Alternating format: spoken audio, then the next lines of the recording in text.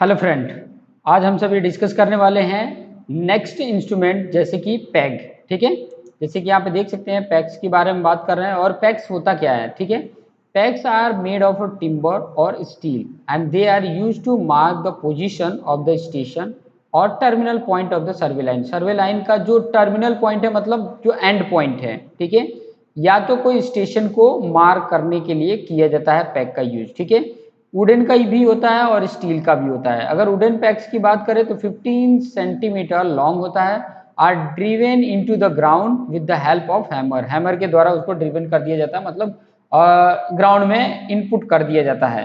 जैसे कि कुछ पिक्चर्स के हेल्प से भी आप जान सकते हैं। यहाँ पर आपके सामने दिख रहा है, ठीक है, इस तरीके का आपने वाइड्स और लेंथ भी देखा होगा। ठीक है, सेम पहले वाइड्स लेंथ यूज होता था, अभी नहीं यूज होता है। जैसे कि यहाँ पर आप देख सकते हैं, ये इस तरीके का जो है वो वुडन पैग है। ओके, नेक्स्ट में देख सकते हो कि इसके डायमेंशन, जैसे ये ऊपर वाला जो बताया हुआ है ये टॉप व्यू है। ये जो आपके सामने ऊपर जो बताया गया है ये क्या है? उसका टॉप व्यू है। टॉप व्यू में आप अगर देखेंगे तो उसका जो स्क्वायर टाइप में आपको दिखेगा टॉप व्यू 25x25, ठीक है। और ये उसका एलिवेशन है, जो टोटल उसका लेंथ है 150 mm या तो 15 सेंटीमीटर बोल सकते हैं। ठीक है, ये क्लियर हो गया होगा। नेक्स्ट यहाँ पे बात करेंगे प्लम्ब अप का। ठीक है, प्लम्ब अप का काम होता है सेंटरिंग करने का काम होता है, कि जो इंस्ट्रूमेंट है अगर किसी हाइट लेवल पे है तो उसको ग्राउंड पे उसका पॉइंट कहाँ होगा वो चीज़ें इंडिकेट करने के लिए, उसका ग्राउंड पे स्टेशन पॉइंट क्या है उसको कंसीडर करने के लिए प्लम्ब अप का यूज किया जाता है, या तो इसकी रिप्लेसमेंट में हम बाईपेबल के थ्रू भी कर सकते हैं। Plumb up are use to transfer point on the ground, ground पे पॉइंट करने के लिए किया जाता है। It is also use for the fixing the instrument exactly over the station point mark on the ground by checking the center of the instrument whether the coincident with the center of the peg or station or not। मतलब जो exact बोलूँ मैं कि जब instrument change करते हैं तो exit centre पे मेरा इंस्ट्रूमेंट सेट हो, उसके लिए ये प्लम्ब अप हेल्प करता है। Plumb up is thus use as centring aid in the theodolite and plane table. Plane table हो चाहे थियोडोलाइट हो चाहे डंपी लेवल हो, उसमें ये प्लम्ब अप सेंटरिंग करने के लिए काम आता है, सेंटरिंग में आपको हेल्प करता है। जैसे इस तरीके का है उसका पिक्चर्स में भी यहाँ पे देख सकते हैं कि ये पिक्चर्स है जो क्या शो कर रहा है, ये शो कर रहा है कि ये क्या है, प्लम्ब अप है। ठीक है, ओडम्बो, जो गुजराती में ओडम्बो बोलते हैं, इस तरीके का है पिक्चर्स। अब आ जाता है लाइन रेंजर। लाइन रेंजर का काम क्या होता है? ये एक होता है ऑप्टिकल इंस्ट्रूमेंट जो यूज करता है locating A point on a line, एक लाइन पे उसको पॉइंट को लोकेट करने के लिए होता है। Hence useful for the ranging, ranging में इसको यूजफुल में लिया जाता है। It consist of two isosceles prism, इसमें जो कंसिस्ट होता है दो आइसोसेल्स प्रिज्म होते हैं, place on over the other and fix an instrument with handle. The diagonal of the prism are silver so as to reflect the rays. इसके लिए line ranger का यूज किया जाता है। देख सकते हैं इस तरीके का लाइन रेंजर होता है। ये आपके सामने लाइन रेंजर है जो क्या कर रहा है, ऑफसेट पॉइंट जो लाइन जो है ये सर्वे लाइन है, इससे हम ऑफसेट भी कैलकुलेट कर लेते हैं, परपेंडिकुलर डिस्टेंस पे ऑफसेट कैलकुलेट कर लेते हैं। लाइन रेंजर के कुछ एडवांटेज भी देख सकते हैं। It need only 1% to range, इसके लिए कोई एक ही बंदा रहेगा उसे रेंज कर लेगा। The instrument should be occasionally tested by the making 3 point in a line and standing on the middle point observing the coincident of the ranging rod. If the image of the two ranging rods do not appear in the same line, one of the prism is adjusted by the operating the screw provided for it। Screw provided किया गया रहता है जिसके through हम कर लेते हैं। जैसे यहाँ पे लाइन रेंजर का देख सकते हैं पिक। लाइन रेंजर से रिलेटेड कुछ प्रैक्टिकली देख लेते हैं किस तरीके से। टू लोकेट पॉइंट सी, मान लो कि पॉइंट सी को लोकेट करना है ऑन लाइन ए बी पर मुझे सी पॉइंट को लोकेट करना है, तो the surveyor hold the instrument in hand and the stand near the approximate position of C। ठीक है, if he is not exactly on line AB, the ranging rod at A and B appear separately। ठीक है, अलग अलग पता चलेगा। जैसे कि जैसे मान लो कि यहाँ पे एक रेंजिंग रॉड है, ठीक है, सीधा थोड़ा सा मैं बना लेता हूँ। जैसे कि यहाँ पर एक रेंजिंग रॉड है, ओके, एक यहाँ पर रेंजिंग रॉड है और ये इसकी लाइन है। ठीक है, ये इसकी लाइन है। आप एग्जैक्ट लाइन तो बना नहीं है ना, हमको पता चल रहा है कि ये इसकी लाइन बनेगी, लेकिन एग्जैक्ट यहाँ पर अगर मैं खड़ा होके इसकी रेंजिंग करता हूँ तो मुझे इसमें ये ए पॉइंट भी दिखेगा और ये बी पॉइंट रेंजिंग रॉड का भी क्लियर होगा। जब ये दोनों क्लियर हो, दिख रहे हो, तब हमारा ये पॉइंट सी उसके एकदम लाइन में ही होगा, एग्जैक्ट लाइन पर ही ये सी पॉइंट होगा। ठीक है, अदरवाइज हमें क्या आगे पीछे मूव करने पड़ेंगे, चेक करना पड़ेगा कि ये उस लाइन में आ रहा है या नहीं आ रहा है। ठीक है, जैसे यहाँ पे पिक्चर्स भी कई सारे देख सकते हैं हम। अब आ जाता है चेन सर्विंग होता क्या है। ठीक है, बात आ जाती है, कई सारे टेक्स्ट बुक में, कई सारे सिलेबस में आपका जो चैप्टर का नेम होता है वो होता है चेन सर्विंग। ठीक है, चेन एंड टिप सर्विंग। कई सारे सिलेबस में आप देखेंगे लीनियर मेजरमेंट होता है। तो यहाँ चेन सर्विंग है क्या? Chain surveying is the type of surveying in which only linear measurement are taken in the field. केवल और केवल लीनियर मेजरमेंट ही हम फील्ड पर मेजरमेंट कर सकते हैं on the basis of chain serving or tape serving. This type of serving is done for the serving of the small extent to describe the boundary of the plot of land and to locate the existing features on them. Clear हो गया ये point? And next point में बोला है कि it is the method of serving in which the area is divided into network of triangles and the side of the various triangle are measured directly in the field by chain or by tape. ठीक है, with the help of no angular measurement are taken. इससे आप angular measurement नहीं ले सकते। Angular measurement आपको by compass survey से आप एंगुलर मेजरमेंट ले सकते हैं। यहाँ से सिर्फ और सिर्फ हॉरिजॉन्टल डिस्टेंस मेजरमेंट का काम होगा, मतलब डिस्टेंस मेजरमेंट का काम होगा। ये चीजें क्लियर आ रही? ठीक है, ये चीजें आपको क्लियर हो रहा होगा। ठीक है, क्लियर हो गया ये चीजें आपको? ये चीजें अगर क्लियर हो गई हैं तो आगे हम बढ़ते हैं कि ताकि हमारा जो भी पॉइंट है वो क्लियर हो सके। ठीक है, आगे देखेंगे पॉइंट, जैसे इस तरीके का मेजरमेंट करना है, जैसे ए पॉइंट यहाँ पर है, बी पॉइंट है, सी पॉइंट है, डी पॉइंट है और ई पॉइंट है। ठीक है, तो उसका हम हॉरिजॉन्टल मेजरमेंट ये ले लेंगे, ये वाला ले लेंगे। ये रोड है, ठीक है, तो उसका यहाँ से मेजरमेंट ले लेंगे। बी सी का ले सकते हैं, ए डी का ले सकते हैं और ई डी का ले सकते हैं। इस तरीके से आपका डिस्टेंस मेजरमेंट करके और आप मतलब एक बाउंड्री फिक्स कर सकते हो। इस तरीके का ये प्लॉट है। ओके, समझ में आ रहा है? क्लियर आ रहा है? क्लियर पता चल रहा होगा। लेकिन एग्जैक्ट सिर्फ डिस्टेंस मेजरमेंट करके और आप ऐसे बाउंड्री फिक्स नहीं कर सकते। डिस्टेंस तो मेजरमेंट कर सकते हैं बट बाउंड्री नहीं फिक्स कर सकते। बाउंड्री फिक्स करने के लिए आपको कुछ न कुछ और इंटरसेक्टिंग पॉइंट लेने पड़ेंगे जिसके थ्रू आप ये बाउंड्री फिक्स कर सकते हैं। ये ऐसे शेप में है एक्चुअल, वैसा शेप देने के लिए कुछ और भी डिस्टेंस हमें लेने पड़ते हैं।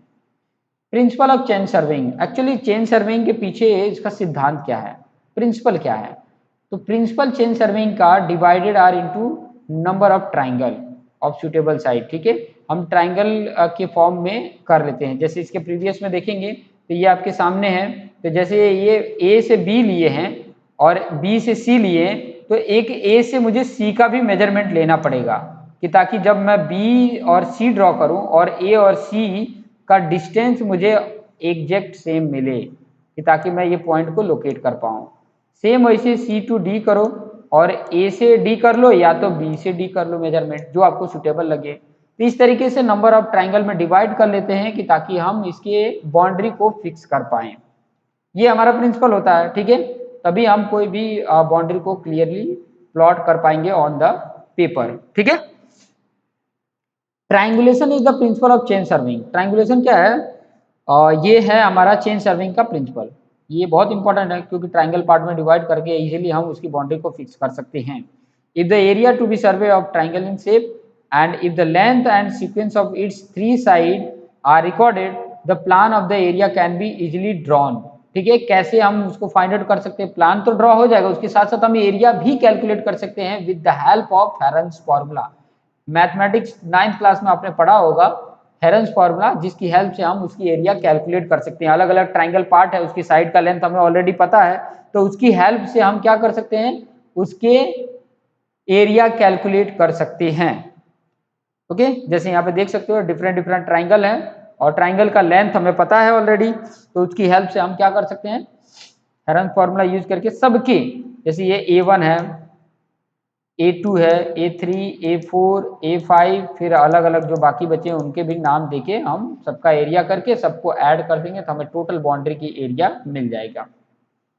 यहाँ पर भी देखिए ट्राइंगल पार्ट में कई सारे डिवाइड कर दिए हैं, 1 2 3 4 5 6 ऐसे करके डिवाइड करके आप एरिया कैलकुलेट कर सकते हैं। यहाँ पर भी सेम वही पार्ट किया गया है, ठीक है।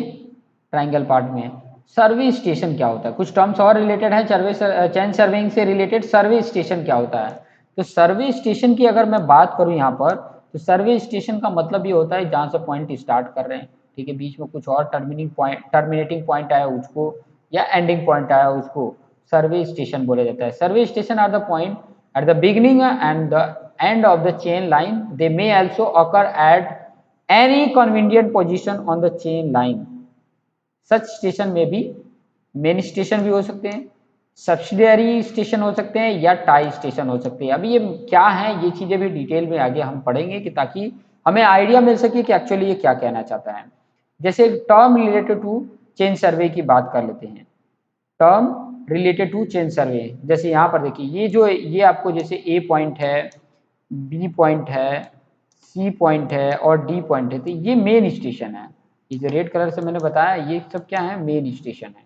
ओके, उसके बाद आपको कुछ और इम्पोर्टेंट पॉइंट बताऊं मैं, जैसे कि अलग कलर से बता रहा हूँ। यहाँ पर देखिए ये एक स्टेशन है जो मेन स्टेशन से लिया गया, एक ये स्टेशन है मेन स्टेशन से लिया गया, एक ये स्टेशन है जो मेन स्टेशन से लिया गया है, ठीक है। तो ये जो स्टेशन आपको दिख रहे हैं इसको बोला जाता है सब्सिडियरी स्टेशन। और उसके साथ साथ जो ये लाइन बनती है उसको टाई लाइन बोलते हैं या चेक लाइन बोलते हैं, ठीक है, चेक करने के लिए कि करेक्ट है या नहीं है, इसलिए। ओके, और जो सबसे इसमें देखोगे कि जो मेन स्टेशन को जोड़ने वाला सबसे जो लॉन्गेस्ट लेंथ वाला होता है ना, जैसे ये डी से बी जो है वो सबसे लॉन्गेस्ट लेंथ है, ठीक है। तो ये बीडी जो होगा उसको बोला जाएगा बेस लाइन, ठीक है, उसको क्या बोला जाएगा, बेस लाइन बोलेगा। टू मेन स्टेशन को ज्वाइन करने वाला लाइन हो और वो कैसा हो, लार्जेस्ट हो लाइन, तो उसको बेस लाइन बोला जाता है, ठीक है। और मेन स्टेशन को जोड़ने वाले लाइन को मेन सर्वे लाइन बोला जाता है। क्लियर, ये चीजें हो गई होगी clear. Term related to chain survey में मेन स्टेशन की बात कर रहे थे। Along the boundary of an area as control point are known as a main station. The line joining the main station and are called main survey line, ठीक है। Main station को join करने वाले लाइन को हम क्या बोलेंगे, main station. और मेन स्टेशन वाले लाइन को ज्वाइन करने के लिए जो ज्वाइन कर रहा है वो मेन सर्वे लाइन हो गए, ठीक है। उसके बाद जो सब स्टेशन को ज्वाइन करने वाले लाइन है उसको चेक लाइन या टाई लाइन बोलते हैं, ठीक है। क्लियर हुआ। आगे कुछ और पॉइंट देख लेते हैं, जैसे कि term related to subsidiary station. Station which are, जो मैंने ऑलरेडी बता दिए हैं, ठीक है। Station which are on the main survey line are on the other survey line are known as a subsidiary station. These stations are taken to run subsidiary line for dividing the area into triangle, for checking the accuracy of the triangle and for locating interior detail। इसके लिए हमारे subsidiary station होते हैं जिससे check line भी बोलते हैं, ठीक है। टाई स्टेशन की बात करेंगे तो ये भी क्या काम करने के लिए आता है, these station are also subsidiary station taking on the main survey line, ठीक है। मेन सर्वे लाइन से ही इसको भी लिया जाता है। Line joining the station are known as a tie line, जो लाइन ज्वाइनिंग की है उसको टाई लाइन बोलते हैं। Tie lines are taken to locate interior detail, उसके इंटीरियर कोई डिटेल है उसको इंडिकेट करने के लिए टाई स्टेशन का यूज किया जाता है। जैसे मेन सर्वे लाइन का मेन स्टेशन से मेन स्टेशन को जो ज्वाइन कर रहा है वो मेन सर्वे लाइन है, ठीक है, ये देख सकते हैं। आगे बेस लाइन मैंने बताया था कि the line on which framework of the survey is built is known as a base line, जिसके बेस पे हम पूरा का पूरा फ्रेमिंग कर सकते हैं वो बेस लाइन होता है। It is the most important line of the survey. Generally the longest of the main survey line is consider as the base line. Generally जो मैंने पहले बताया कि मेन सर्वे लाइन में जो सबसे लार्जेस्ट होता है वही हमारा बेस लाइन होता है। This line should be taken through Fairlie level ground and should be measure very carefully and accurately, मतलब जो लैंड है वो एकदम प्लेन हो तो आसानी से ये मेजरमेंट हो जाता है। चेक लाइन की भी बात कर रहे थे। The line joining the apex point of the triangle to the same fix point on its base is known as the check line. It is taken to check the accuracy of the triangle. Sometime this line helps to locate interior detail, कई बार हम interior detail को locate करने के लिए भी करते हैं। ये चीजें क्लियर हो गई होगी। ओके, नेक्स्ट कुछ और इंपॉर्टेंट पॉइंट देते हैं। टाई लाइन की बात कर रहे थे। A line joining the tie station is term as a tie line, already discuss कर चुके हैं, तो ज़्यादा इसमें देखना नहीं है। और भी कुछ इंपॉर्टेंट पॉइंट जैसे कि लॉन्ग ऑफसेट के लिए भी हम इसको करते हैं। It can also serve as a check line की तरह भी इसको सर्व किया जाता है। सिलेक्शन ऑफ सर्वे स्टेशन, अभी बहुत इंपॉर्टेंट है कि जो सर्वे स्टेशन है उसका सिलेक्शन इंपॉर्टेंट है, ठीक है। जैसे कि आप पहला पॉइंट देख सकते हैं, it should be visual from the list 2 और मोर स्टेशन, कम से कम 2 स्टेशन विजुअल होने चाहिए, ठीक है। इस तरीके का सर्वे स्टेशन होता है। दूसरा है as far as possible main line should run on level ground, जितना हो सके हम ग्राउंड लेवल पे जितना दूर तक जा सके उतना पॉसिबल हम ले सके। All triangle should be well condition, no angle less than 30 degree, कोई भी एंगल 30 डिग्री से मतलब कम होना चाहिए, वेल कंडीशन में भी ट्राइंगल होने चाहिए। नेक्स्ट है main network should have a few line as possible, main network should have as few line as possible, ठीक है। कुछ और पॉइंट है, each main triangle should have at least 1 check line होनी चाहिए। Obstacle of ranging and chaining should be avoided, जो obstacle आ रहा है उसको अवॉइड करें। Next side of the larger triangle should pass close to boundary line as possible, जितना possible हो सके लार्ज ट्राइंगल को ही हम ले क्लोज बाउंड्री में। फिर उसके बाद से है trace passing and frequent crossing of the road should be avoided, इसको अवॉइड करें, ठीक है। जो ट्रेस पासिंग है, जो एरिया में हमको जाने के लिए मना है या तो कोई ऐसा क्रॉसिंग एरिया है फ्रिक्वेंटली, उसको अवॉइड करें कि वैसे जगह पे हमारा लाइनिंग ना आए, ठीक है, क्लियर। ऑपरेशन कैसा होता है, चेन सर्वेइंग में ऑपरेशन किस तरीके से करते हैं, तो इसका होता है chaining, ranging and offsetting. These 3 operating are done simultaneously during the chain survey, ये साइमल्टेनियसली होते हैं, चेन सर्विंग होता है, फिर रेंजिंग होता है, फिर बाद में ऑफसेटिंग होता है। क्लियर, ये चीजें क्लियर हो गई होंगी, ठीक है। आगे कुछ और पॉइंट देख सकते हैं, जैसे कि चेनिंग कैसे होता है, ठीक है। जो पॉइंट मैंने बोला चेनिंग, रेंजिंग, ऑफसेटिंग किस तरीके से होता है वो भी हम थोड़ा सा देख लेते हैं कि ताकि हमें आइडिया रहे, हम उसके बारे में डिटेल में समझ सके और जो हमें वर्क करना होता है फील्ड पे वो आसानी से हम कर पाए, ठीक है। Chain surveying on the ground level की बात कर रहे थे, तो the method of taking measurement with the help of chain और tape is term as chaining, ठीक है। इसमें कौन कौन से पॉइंट इन्वॉल्व होते हैं, जैसे कि फिक्सिंग द स्टेशन, पहले तो स्टेशन फिक्स करो, फिर उसके बाद से अनफोल्ड करो चेन को, चेन को अनफोल्ड करना मतलब चेन को स्प्रेड कर देना, फैला देना, ठीक है। फिर बाद में रेंजिंग करो, रेंजिंग मतलब एक स्ट्रेट लाइन में 3 रेंजिंग रॉड रखोगे तभी स्ट्रेट लाइन बनेगा। फिर उसके बाद से मेजरिंग द डिस्टेंस, डिस्टेंस को मेजर करो या सर्वे लाइन को मेजरमेंट करो। फिर बाद में फोल्डिंग द चेन, चेन को फोल्ड कर दो, काम हो गया। यही करना होता है normally. Operation in chain serving की बात कर लेते हैं, जिसमें fixing the station, unfolding the, एक एक करके 1 बाय 1 करके देख लेते हैं ताकि हमें आइडिया मिल सके और हम उसके अकॉर्डिंग काम भी कर पाए, ठीक है। उसके अकॉर्डिंग हम क्या कर पाए, काम कर पाए, ताकि हमें आइडिया मिल सके, हम उसके अकॉर्डिंग कर भी पाए। ओके, क्लियर हो रहा होगा सभी को, क्लियर हो रहा होगा कि ताकि कोई इसमें डाउट न रहे। ओके, चलिए आगे भी देख लेते हैं। जो फिक्सिंग द स्टेशन की बात कर रहे हैं, station are the first of all mark with the pegs and ranging rod to make them visible, visible रहे इसीलिए पहले से मार्क कर दे बाय चेन, बाय पेग और by ranging rod. Unfolding of chain की बात करें, to open chain the strap is unfastened and the 2 brass handle are held in the left hand and the punch is thrown forward with the right hand, then one chainman moves forward by holding the other handle until the chain is completely extended। Normally क्या है, उसको open करने का एक technique है कि एक हाथ में हम दोनों हैंडल को ले लेते हैं, बाकी चैन को इस तेज से फेंकते हैं और फिर बाद में एक दूसरे चैनमैन को दे देते हैं और वो स्प्रेड हो जाता है इजीली। फंसे ना इसके लिए इसका अनफोल्डिंग चेन भी आना चाहिए आपको। फिर इसके बाद से क्या कर लेते हैं, 2 पॉइंट के बीच का डिस्टेंस कैलकुलेट कर लेते हैं कि ताकि आइडिया मिल सके। देख सकते हैं अनफोल्डिंग द चेन की बात कर रहा है, तो ये 2 हैंडल है जिनको हम पकड़ के और बाकी ये थ्रो कर देते हैं तो हो जाता है ओपन।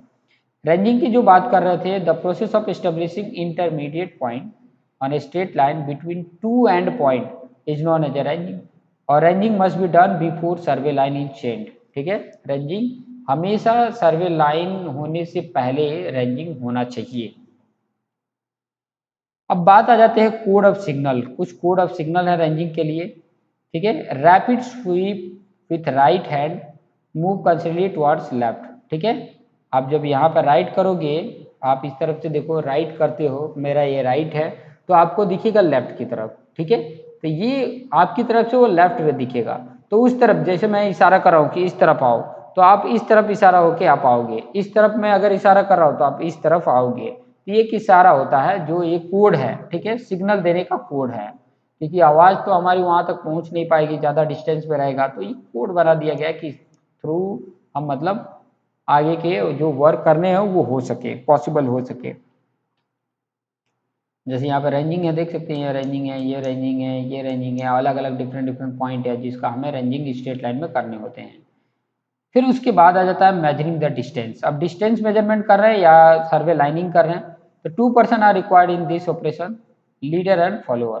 फॉलोअर लीडर का फॉलो करेगा, जो जैसा बोलेगा वैसे करेगा, ठीक है।